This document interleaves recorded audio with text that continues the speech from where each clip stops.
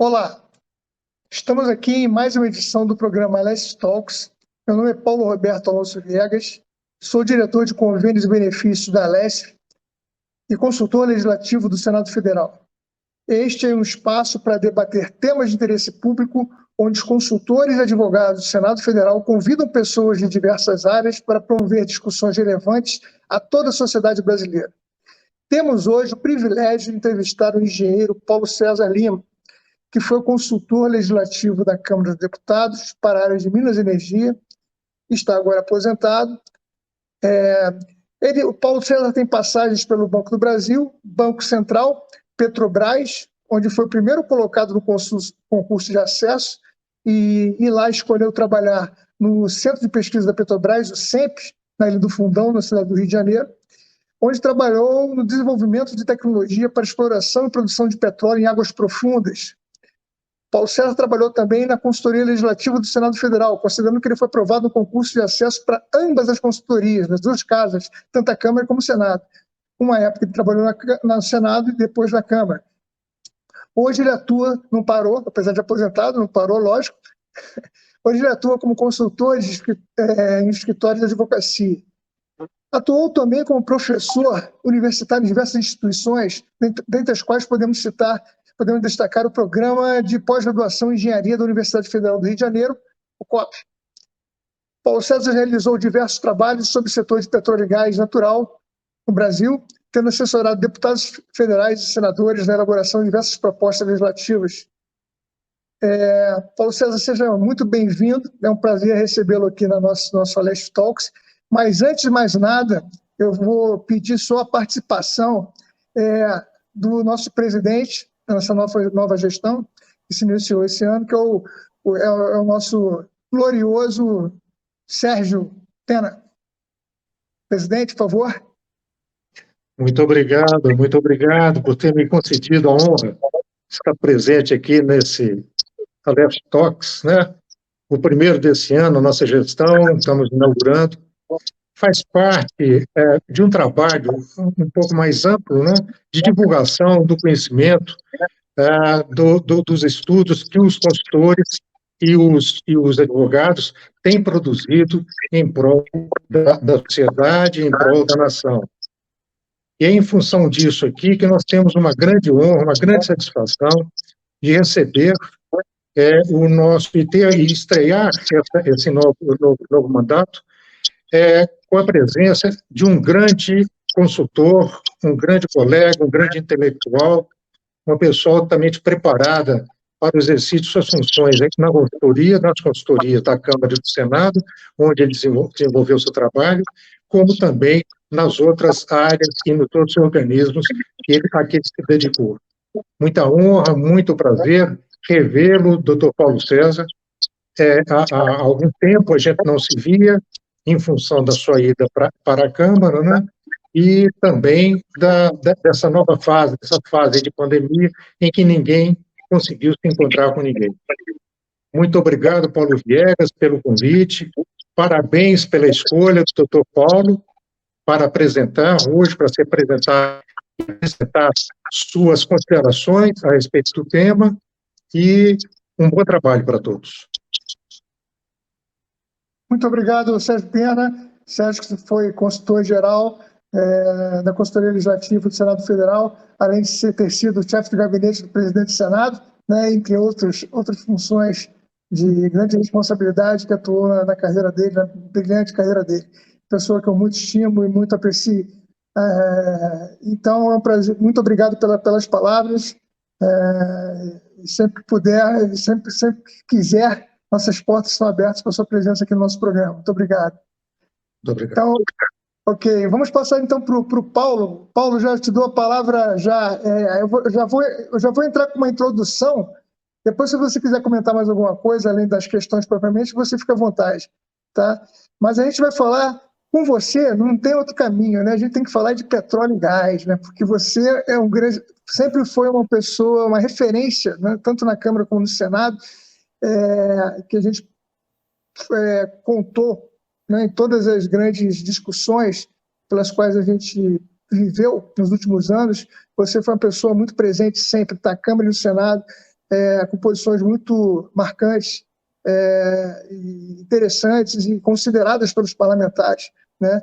E, então, falando do setor de petróleo e gás, eu queria comentar que esse é o setor, né, dos mais importantes da indústria do mundo, além de ser vital para o funcionamento dos setores de energia, propriamente dito, também relevante para a geração de divisas e de empregos de alta qualificação, produtividade, geração de renda, para a balança comercial também, para as divisas, né, para a geração de divisas, e para a arrecadação de tributos também, em todas as esferas do governo, né, municipal, estadual e federal, no caso do Brasil.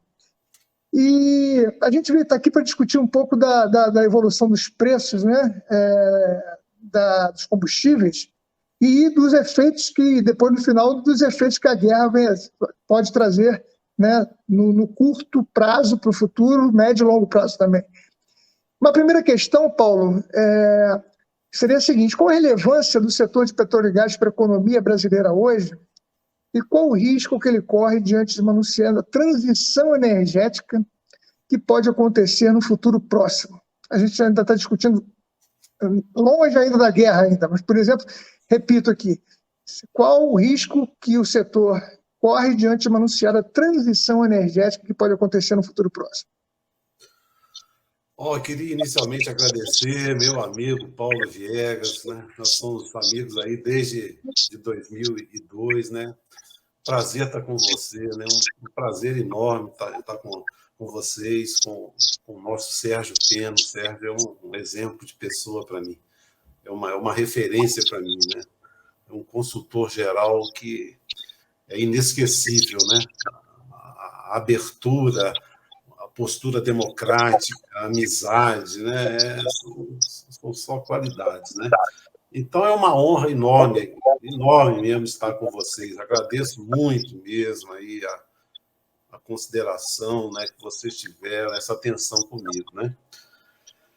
O setor de petróleo no Brasil, né, realmente ele passou por uma grande transformação com a descoberta do pré-sal, né? No pré-sal estão os poços mais produtivos do mundo, né?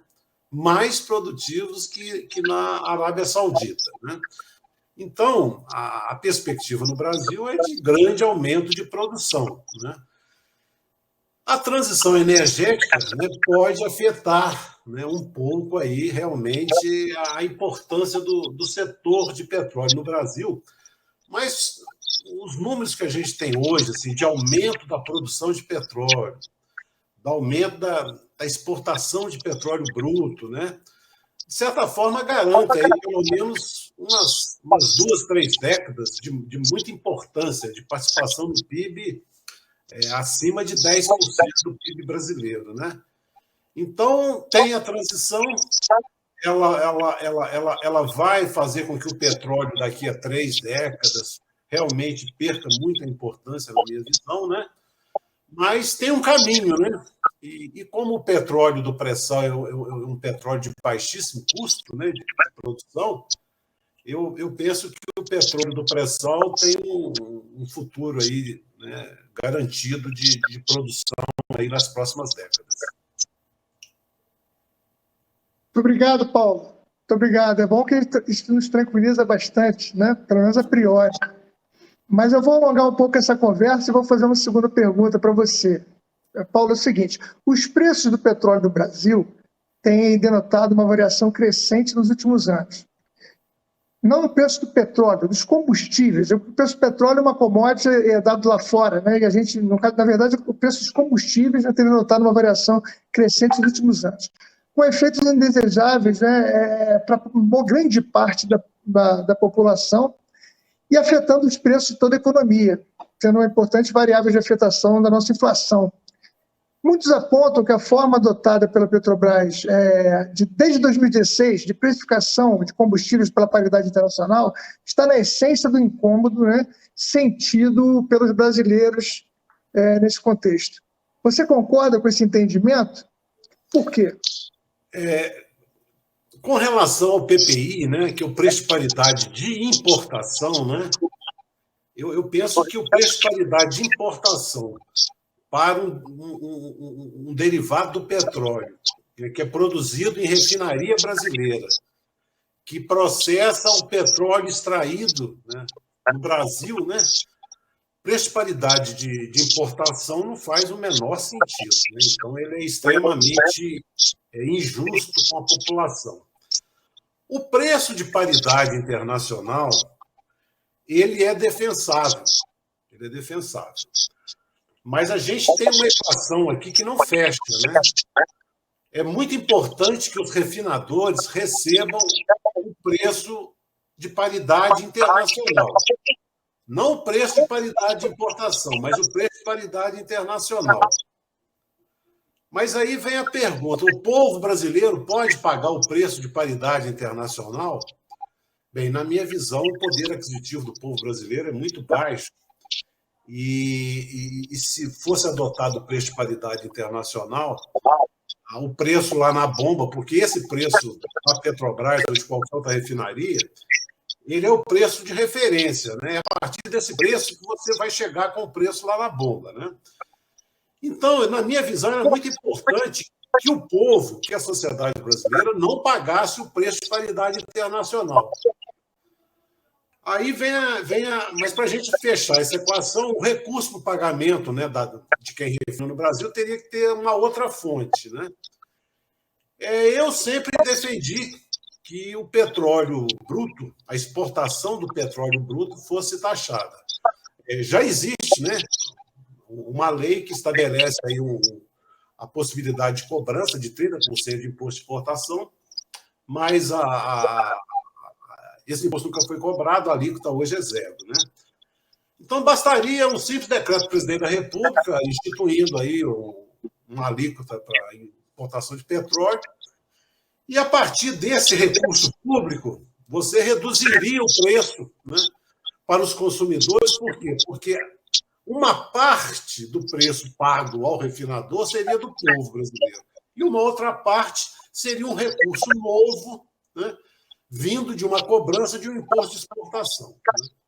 Outra tese também que eu defendo, né, que lá nos Estados Unidos, né, em inglês chama de windfall tax, né, que você cobraria um tributo para o caso de altíssimas rentabilidades das empresas, como está sendo agora, né? Se você tem um custo de produção no Brasil de $22 por barril, você soma aí as participações governamentais no Brasil, que são baixíssimas, né? Então, a arrecadação de tributo no Brasil é baixíssima. A gente não pode ter ilusão que realmente o setor de petróleo no Brasil contribui tanto assim com a arrecadação de tributos proporcionalmente. Então, você teria uma maneira de aumentar a participação governamental, além do imposto de exportação, com esse windfall tax, né? Eu acho que isso também é uma coisa interessante, possível, né, que beneficiaria a população. Né? O que eu sou absolutamente contrário, né, é que você garanta preço de paridade de importação, como ocorreu na greve dos caminhoneiros, né, sendo que a parcela dos custos de importação, da lucratividade da importação, né, todas as taxas portuárias, seguro, sejam cobertos com recursos orçamentários que não são novos, que são recursos orçamentários já existentes. Né? Então, você transferir recurso orçamentário, como foi feito já na greve dos caminhoneiros, né? Você transfere recurso orçamentário para manter a alta lucratividade das empresas, né?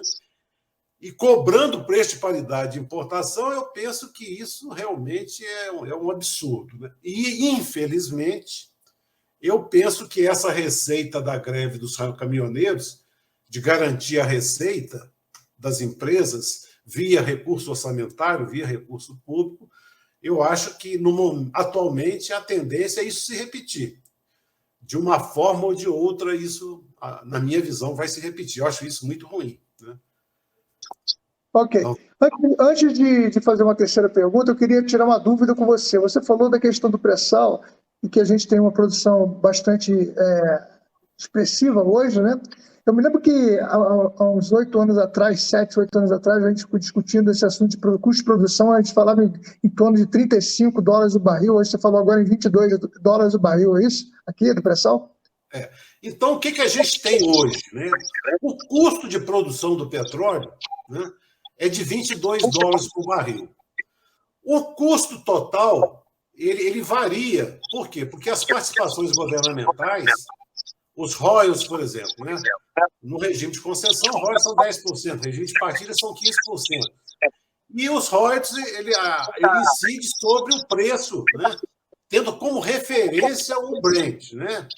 E pega um petróleo nacional, cada campo você vai ter um preço de referência, que geralmente é menor que o Brent. Então, o custo total, ele depende do preço de referência, depende do valor da produção de cada campo. Se você computar royalties, participação especial, aí realmente o custo de produção vai para 35, mas para um Brent de 70. Se o Brent tiver a 90, ele pode ir a 40. Se tiver a 100, 110, ele pode ir um pouco mais de 40, né? Mas os números são esses mesmo. Ok. E você falou também questão de que, com essa produção nossa de petróleo expressiva agora, que nós poderíamos refinar esse petróleo que não faria sentido usar preço internacional como balizador do preço aqui dentro, né? Só que o nosso petróleo hoje ele é refinado com as refinarias que nós temos, ou há um problema de compatibilidade das nossas refinarias com o petróleo que é produzido pressão?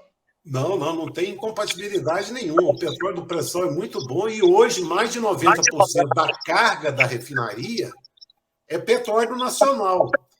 E as nossas refinarias foram adaptadas, né, na época que eu ainda trabalhava na Petrobras, para processar petróleo pesado.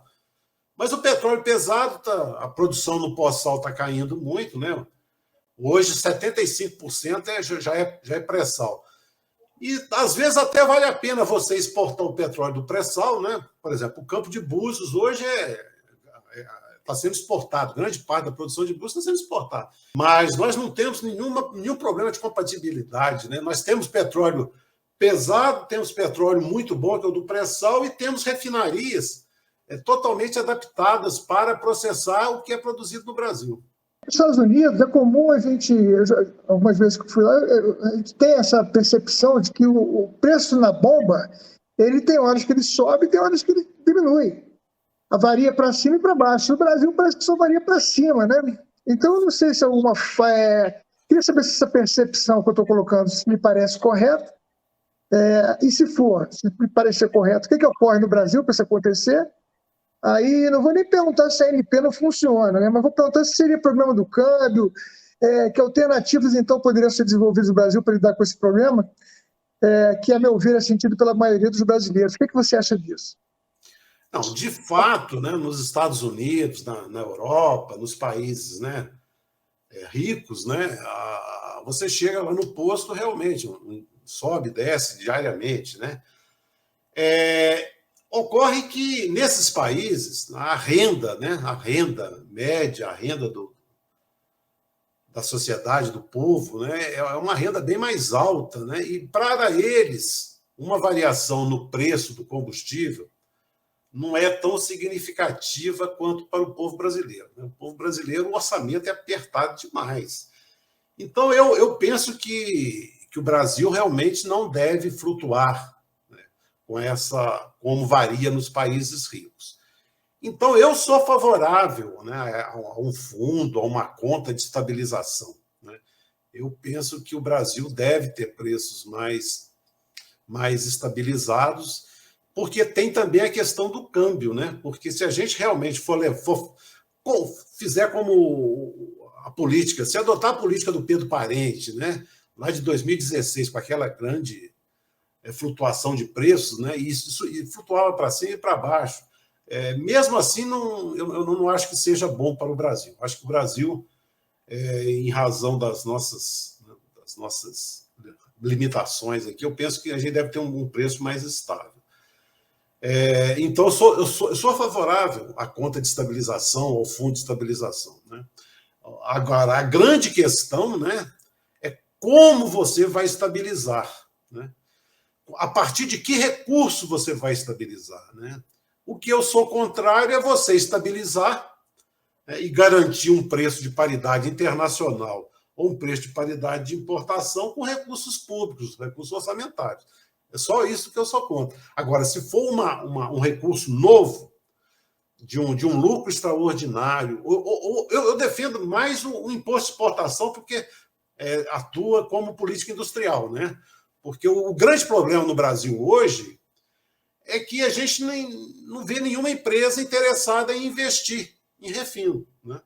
Então, as empresas, né, podem até comprar as refinarias da Petrobras, mas a própria Petrobras, né, ela parece que até anunciou aí a conclusão do segundo trem de refino da Abreu e Lima, mas isso é muito pouco, né? Então, o Brasil tem um parque de refino muito pequeno, né?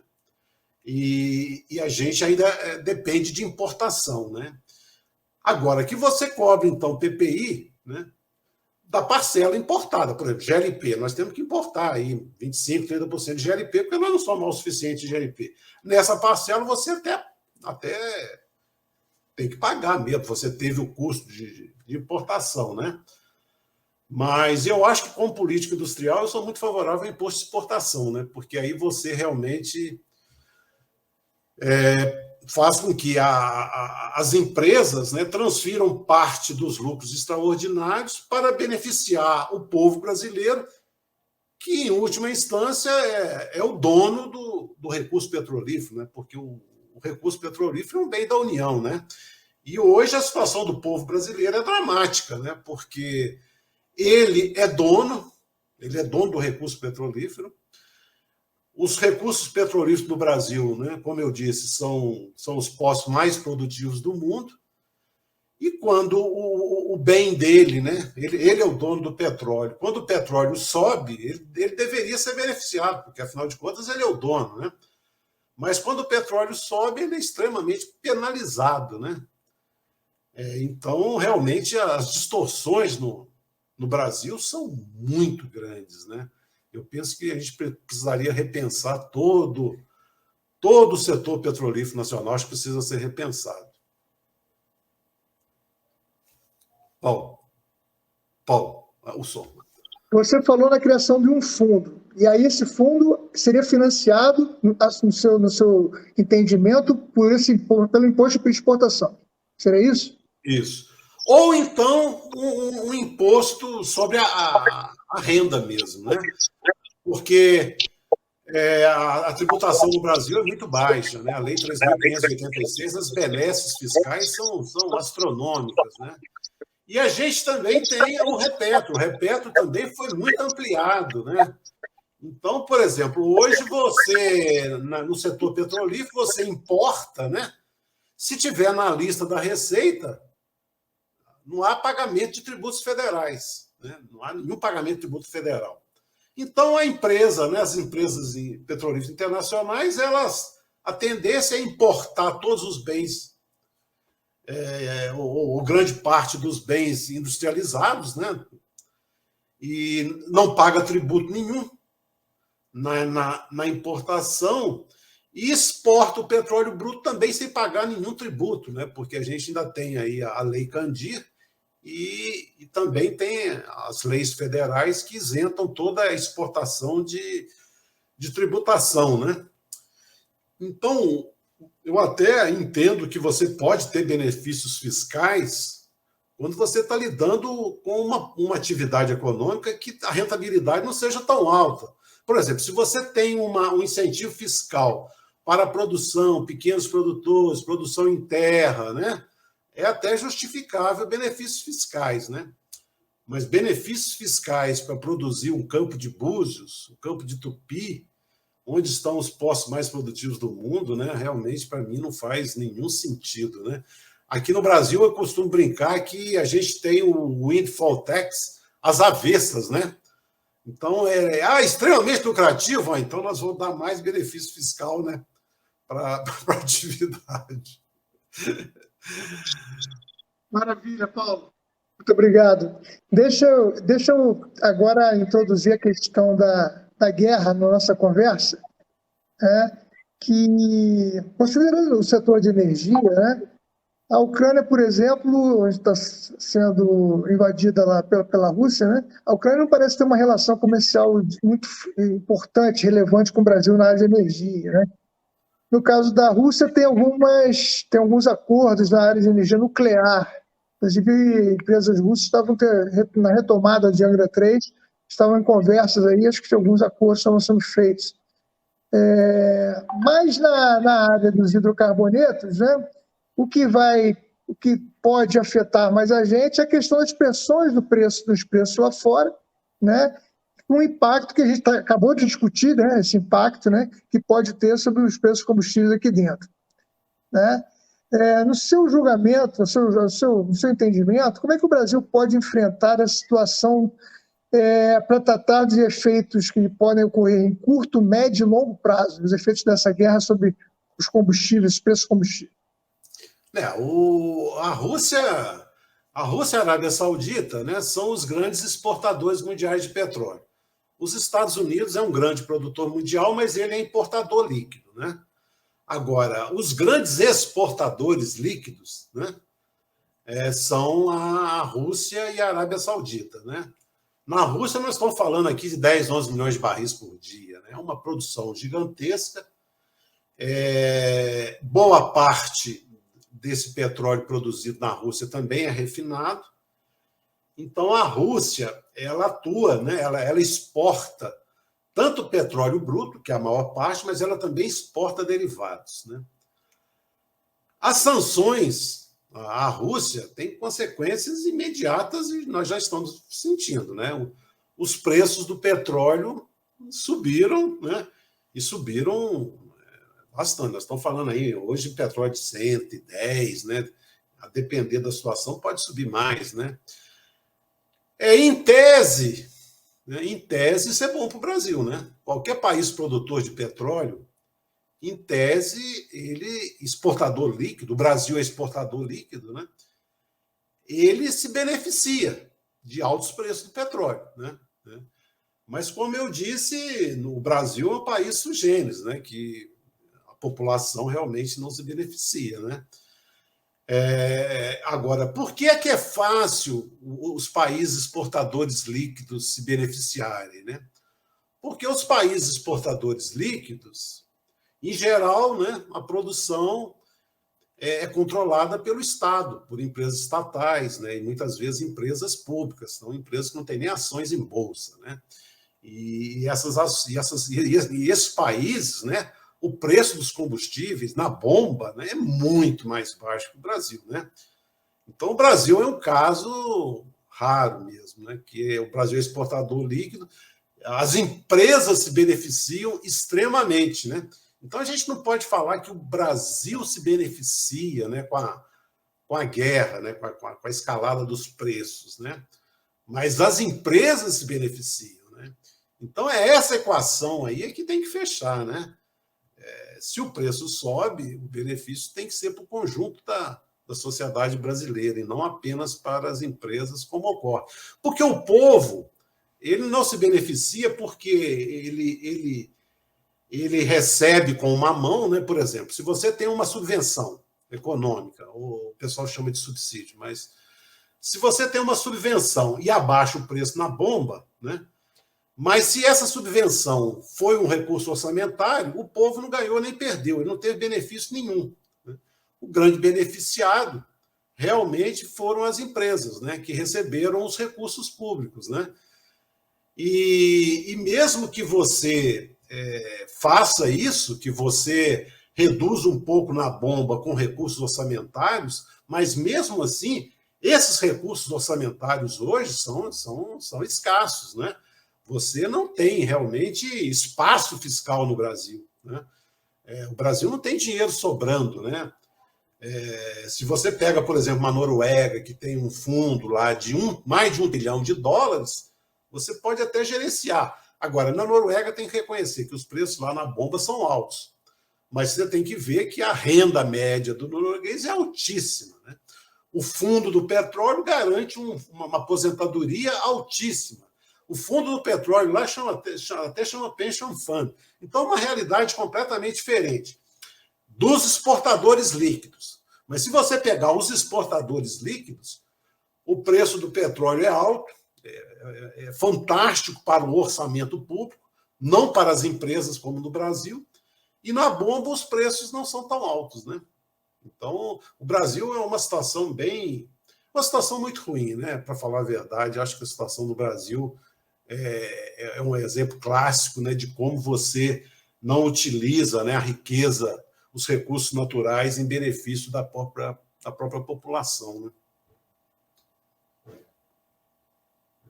Você sempre foi um defensor, né, do uso dos recursos do pré-sal, até para fomentar o desenvolvimento da educação, da saúde, né, ciência e tecnologia, né? E esses recursos hoje a gente não ouve falar mais. A gente só ouve falar em aperto fiscal. Onde foram parar esses recursos? O Fundo Social, né, ele não foi regulamentado, né? Ele, teoricamente, a rigor, o Fundo Social não foi criado como Fundo Social, ele foi criado como um fundo soberano, né?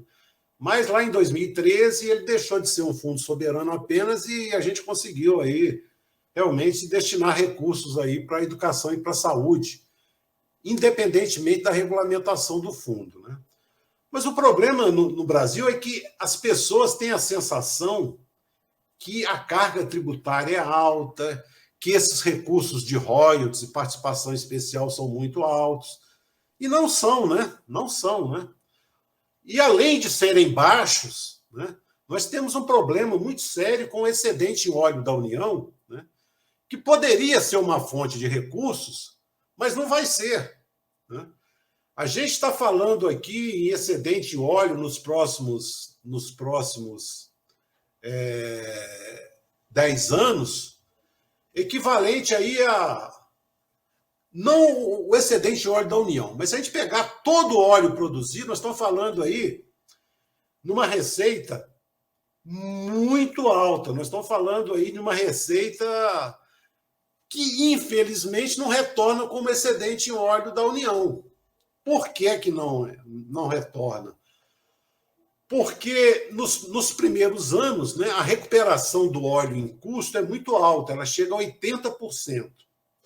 Você paga royalties de 15%. Então, só sobra, nos primeiros anos, 5%. Então, nos próximos anos, o excedente em óleo da União vai ser muito baixo. Apesar de a produção ser muito alta, nós não vamos ter grandes fontes de excedente em óleo, né? Nós estamos falando aí em recursos realmente muito baixos. Então, o que é importante realmente, que é garantido, são os royalties e a participação especial. Mas os royalties, né, eles são muito concentrados nos estados e municípios confrontantes.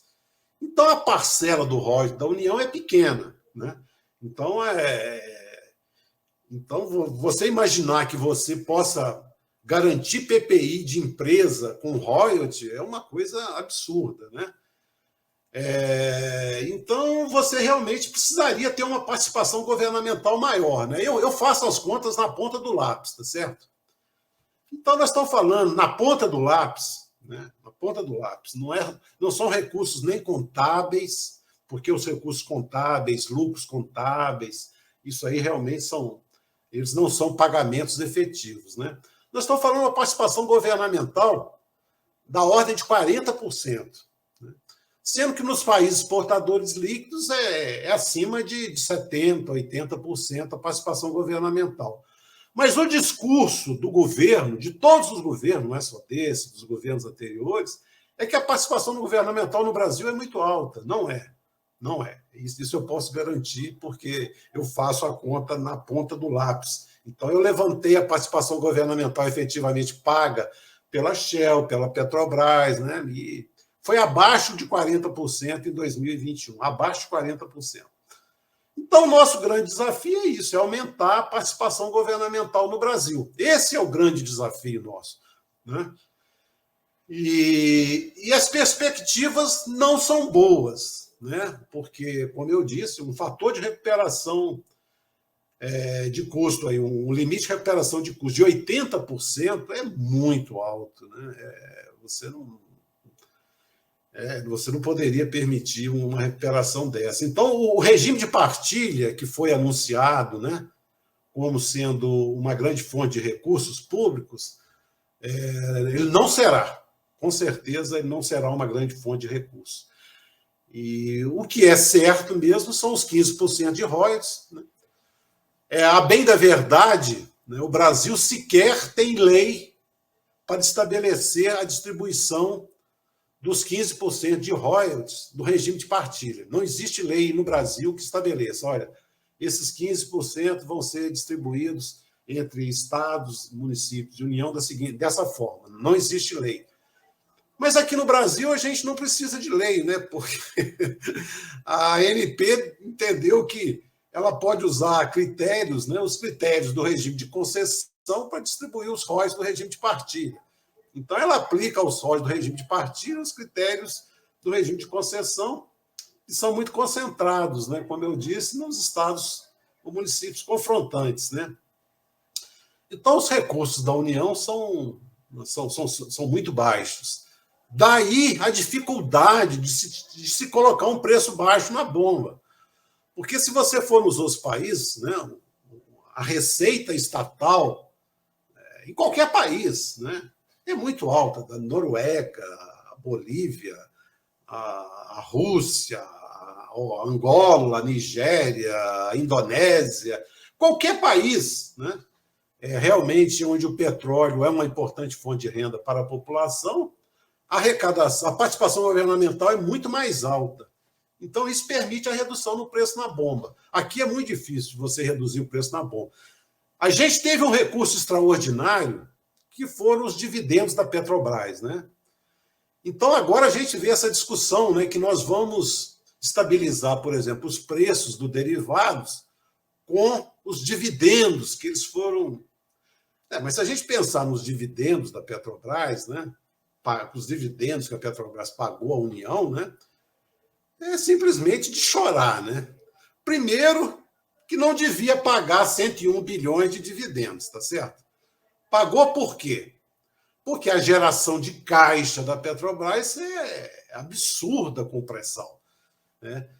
Foram vendidos 239 bilhões de ativos, que também é dinheiro no caixa, né? Então, dinheiro no caixa não é dificuldade. Na verdade, eu trabalhei na Petrobras e eu posso afirmar, independentemente de qualquer coisa contábil, que a Petrobras foi, né, e sempre será uma mina de dinheiro, tá certo? Recurso ali não falta, é uma mina de dinheiro. Mas ela queria pagar, remunerar os acionistas privados. Então, a gente tem uma regra aí, um dividendo mínimo aí, né, que é razoável, 25% do lucro, né? Mas aqui não, aqui o dividendo é da ordem de grandeza do lucro, que também foi um lucro que a Petrobras não costuma dar, mas ela, de certa forma, acho que deu esse lucro, até para justificar pagamento de dividendo. Mas então a gente pega os dividendos. Os estrangeiros recebem mais dividendos do que a União, né? A União deve estar, a União propriamente dita, ela deve estar com 28% só do capital social da Petrobras. Aí, se você soma BNDES passa, você vai lá para os 37%, tá certo? Os estrangeiros têm 42%. Então, os estrangeiros recebem muito mais do que o próprio Estado brasileiro. A União só recebe 28%. Aí você fala, não, nós vamos pegar os 28% desses indecentes dividendos, né? Porque isso é à custa de quê? De não investir, né? Porque o normal de uma empresa é isso, você distribui 25% e faz investimento. Não, a Petrobras, o investimento dela, na verdade, é desinvestimento. Então, você tem dividendos que não são tão altos assim, né? Se você pensar em 100 bilhões, 101 bilhões, 28% da União, nós estamos falando de 28 bilhões. Aí você vem aquela sensação boa, né? A União recebeu 28 bilhões de dividendos, né? Mas aí vem as ideias brilhantes, né? Fala assim, não, nós vamos utilizar esses dividendos da União para estabilizar o preço, garantir... Não, na verdade, você está transferindo os dividendos da União e mantendo a lucratividade das empresas com a paridade internacional ou com a paridade de importação. Então, o que era para ser da União volta para as empresas, né? Então, nem isso a União realmente fala, não, isso aqui é um recurso novo. Não, não é um recurso novo. Né? A União, ela perde esse recurso e, de fato, para o consumidor fica ali, meio no 0 a 0, né? Então, quer dizer, então, a gente precisava discutir seriamente essas questões todas, né, Paulo? Mas não é fácil, né? Realmente, não é fácil essa discussão. Ô, Paulo, conversando com você, dá vontade. Eu acho que eu preciso mais 5 sessões com você para eu tirar todas as minhas dúvidas, entendeu? Acho que eu vou fazer uns 5 convites esse ano para você voltar aqui, né?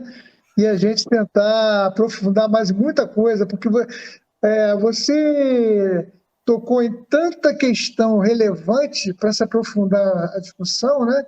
Que eu fico aqui pensando que quantas vezes a gente tem que chamar você para conversar, para tentar, de repente, aprofundar em vários pontos, né? Se for possível, faremos isso.